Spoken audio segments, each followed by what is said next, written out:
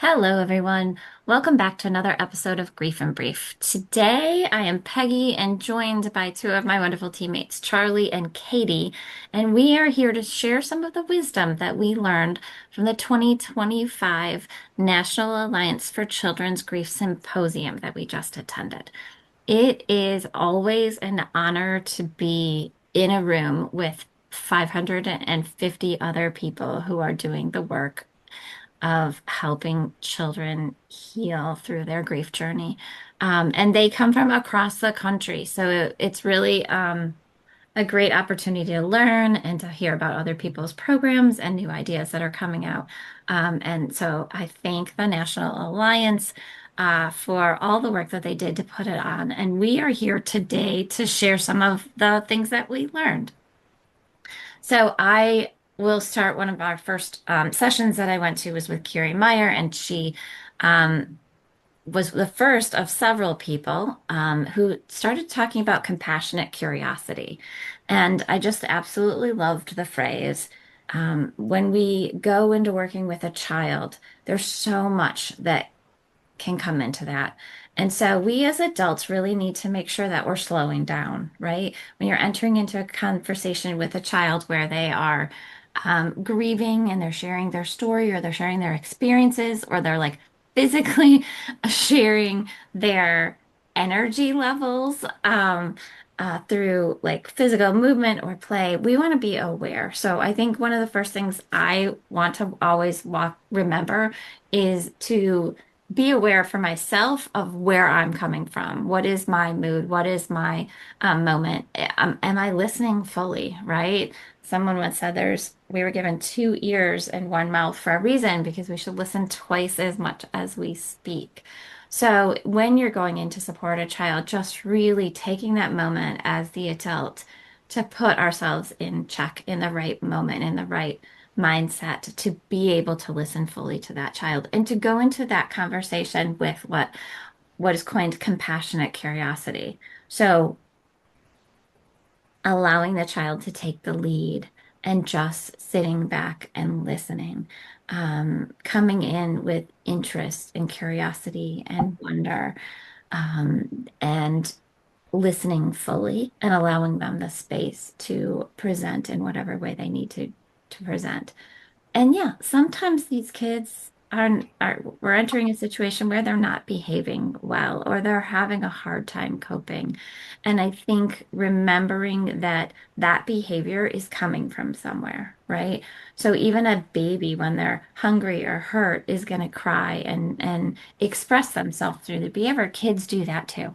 So if they're out of control, like using those skills that we can teach them to the coping skills to calm themselves and to be, as an adult, patient for them to kind of be able to calm down and to be able to talk. I think that is a key. So I invite anyone walking into a community or into a conversation, I guess, with one or more kids who are grieving to really just slow down, make sure that you are in the right place and to be fully present to that child and to listen with compassionate curiosity to their story.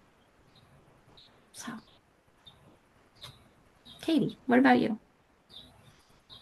Well, that is actually a great segue into what really stuck out to me during the symposium as far as storytelling goes. So, at the symposium, I had a lot of impactful takeaways, and I could probably fill hours of time with everything that I learned, but I'm going to try to stick to one particular moment, and that is one that I've already utilized in my personal life multiple times since coming back from the symposium. So, at the end of the symposium, we were all brought together where we started to hear some closing words from Dr. Donna Sherman, who, if you don't know, is one of the founding board members of the NACG. And first of all, I want to say her speech was wonderful. She has a really great way of sharing the facts, but balancing it out with humor and staying really down to earth at the same time. And it really drew the audience in. So, in her speech, she talked about how important it is to continue to retell our stories. And these can be stories pertaining to our grief journey, or these can just be stories about our everyday lives. And earlier I mentioned how I've utilized this already in my personal life. This past weekend, after getting back from the symposium, I had conversations with both my mom and my grandma in separate settings. And during the interactions, they both stated something along the lines of, I'm sorry if I've told you this story already. Let me know if you've heard it before. And in that moment, I reflected back to what Donna Sherman had shared with us. And I said, you never have to apologize for retelling your story. When you retell that story, like you may be learning something new about yourself or the situation that you're sharing about. And I myself may be learning something new about you in order for me to help you more to process or just to be there and sit with you in that space. And another great thing that Donna said, which brings in that humorous side of her a bit, is don't hang out with people who won't listen to your stories again and again. So I think ultimately it's just so important to be there and sit with people, especially kids, when they want to share their stories, even if you've heard it again, just being present with them because them sharing that story multiple times shows that they maybe just need to process it a little bit further, um, and then just meeting them where they're at and what their needs are in that moment, I think is such an important piece, especially when it pertains to someone's grief journey. Yeah, thanks, Katie. This is Charlie. And I also wanted to talk about storytelling and the therapeutic benefits of narrative, kind of all the things that we're talking about.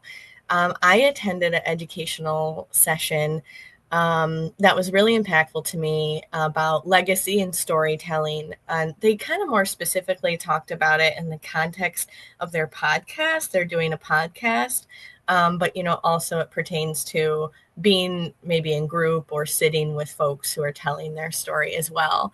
So a few things really stuck out to me about what she said. So she talked about the synergetic effect of storytelling, basically meaning in telling the story to another person, it can produce an even greater impact, right? Especially if you're being really vulnerable or you're talking about a sensitive topic, that can really deeply resonate with another person. So that synergetic effect only really happens when you share it with another or you share it with others, and whatever that looks like. And she kind of talked about it. It's a type of tuning into someone and what they're really saying. And when she was talking, it reminded me of it's an old adage, but things are often greater than the sum of their parts. And I think that's true in grief and in our stories. So I I was thinking about that, and I have her quoted here, and I wish I could remember this woman's name. um, I promise I will find it. But she said, telling a story restores the storyteller to themselves. And that was felt very deeply, and I understood that. So it's, not only of this is of benefit to this person who's telling this story, and maybe, like Katie said, maybe a kiddo is telling it many times to process. And like Peggy talked about, maybe we are providing this space for kiddos or bereaved people to be able to tell their story. But it's a type of restoring yourself, and it's healing in a very important way in grief. And on twofold, she talked about in the telling of that personal story, we see how others can make meaning of their own story. So it's in of telling it, it can guide others or maybe reflect back something that another person is experiencing. So when you share a grief story, other people in grief may be able to make sense of their own experience in a different way.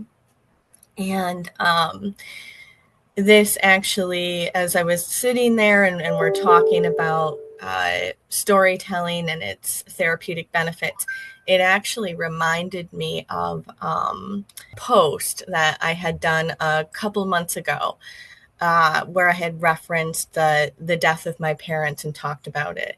And I felt I didn't feel sensitive about writing it, but I felt sensitive about sharing it, about releasing it. And I think a lot of people who are telling their story feel that way. I felt kind of tense, I guess, about it, and it was released. And probably a week later, I have a woman who she's connected with the Sandcastles community.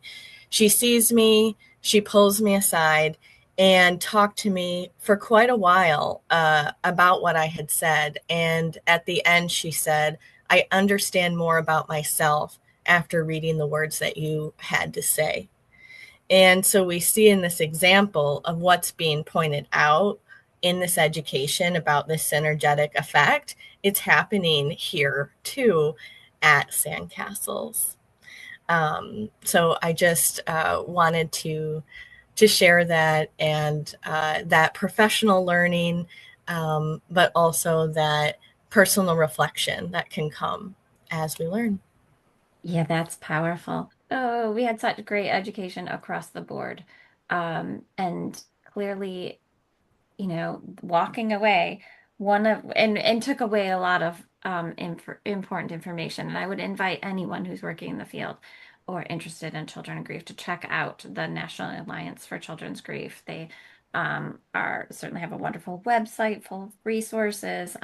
They share a lot of documents. They have lots of things. We create as an alliance a lot of documents that can be helpful in schools and for parents and guardians. So lots of wonderful resources. Um, and just being present, listening, and allowing people to tell their story is kind of one of the key, if not the key component of that grief journey. So honored to be with you too, to be doing this work and a lot creating this space at St. Castles for these families to come and to share their stories. And to everyone out there, if you need resources, if you need you just answers to your questions, please feel free to reach out to us. We are happy to assist in any way we can. So thank you for listening today, and until next time, have a great day. Thanks.